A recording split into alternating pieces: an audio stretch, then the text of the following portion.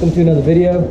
So today I'm going to be doing more work on the E30. It's going to be short and simple hopefully. What I'm going to try to get done is go ahead and remove the gas tank.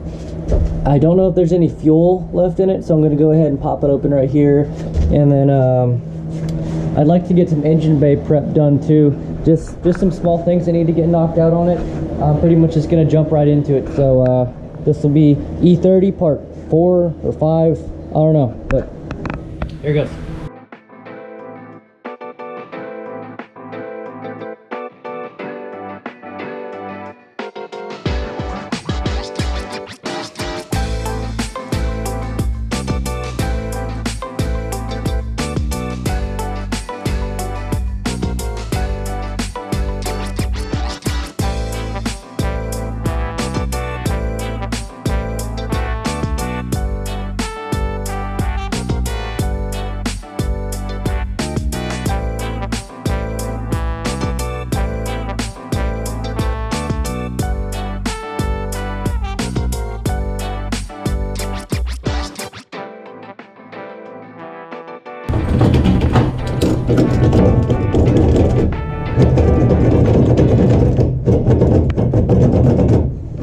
This thing's not coming out.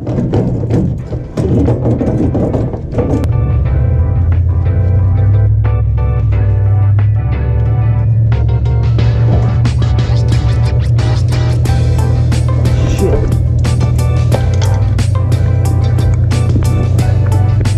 Didn't fucking think that one through. This gas tank is full.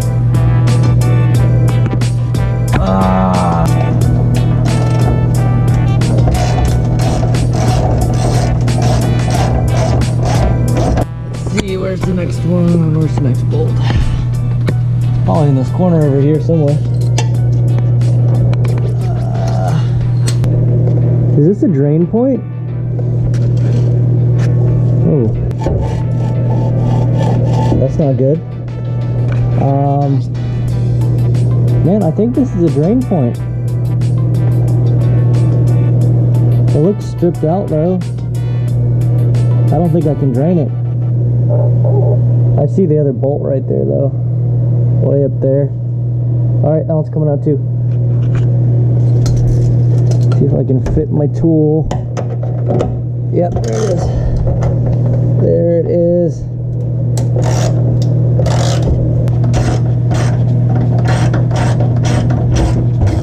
There we go. How is this still held in here? I'm gonna yank it out. Oh shit. Okay.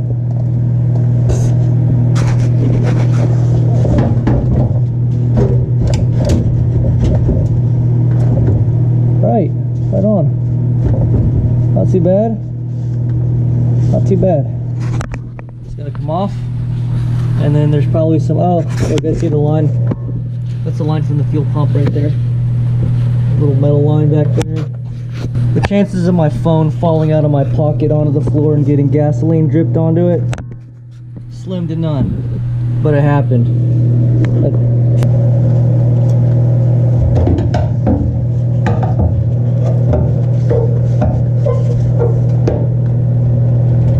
Get off.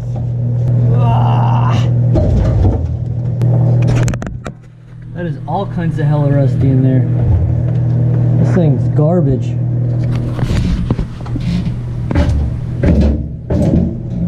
Still connected to something over there. We'll go check it out.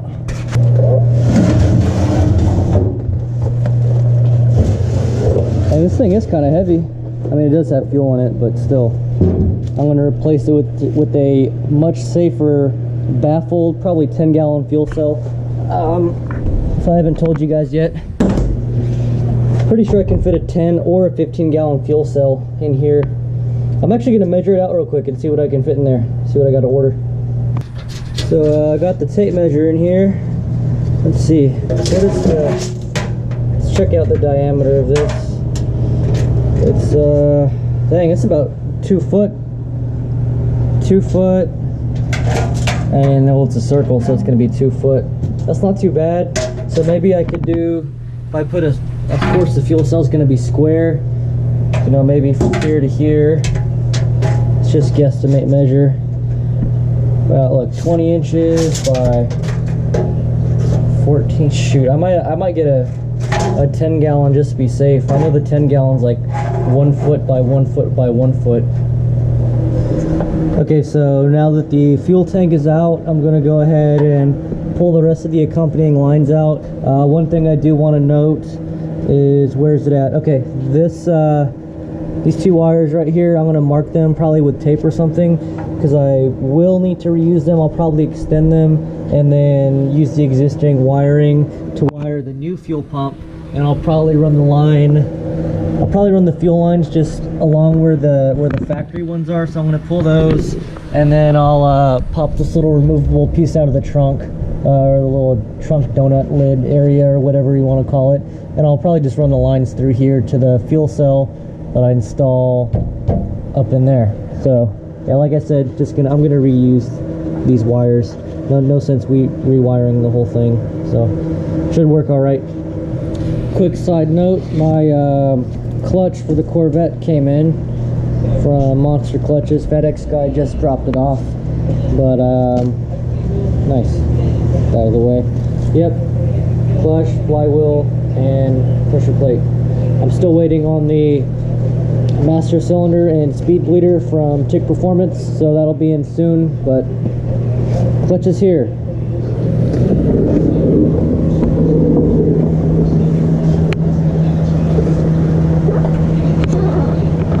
Alright, so I went ahead and traced the one of the fuel lines down. It looks like it went to the fuel filter. This looks like a fuel filter, but yeah, I went ahead and disconnected that line. It's right there.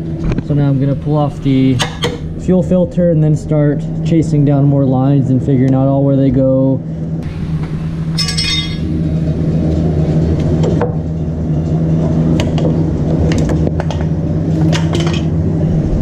All right, this looks like, what is this? What does that smell like? Is that fuel? That one's fuel. This is a fuel line right here. Chase this shit back and get this knocked out too. I'm gonna go back there just to make sure. Little heat shielding's got to come off too. I am gonna paint the engine bay, so I'll take this off.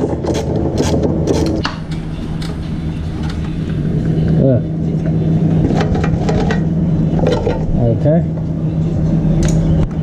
Just gonna take this off. I'll fast forward and give an update here in a little bit. Now, I got the little weird rubberized coating out from the back of the firewall, and then I started trying to tackle the brake booster. Got the master cylinder out. Long story short, I can't get it out, so been trying. Let me show you what's going on back here.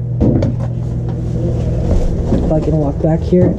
All right, yeah. So basically decided to start taking apart the pedal assembly and be a little proactive and maybe start mocking up the clutch setup, but there's a bolt back here. I don't know if you can see it. There's one nut right here that holds, pretty much that's all that's holding everything together.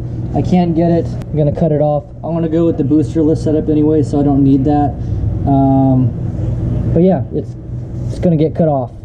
It's the only method I have to get that off right now. I'm tired of messing with it.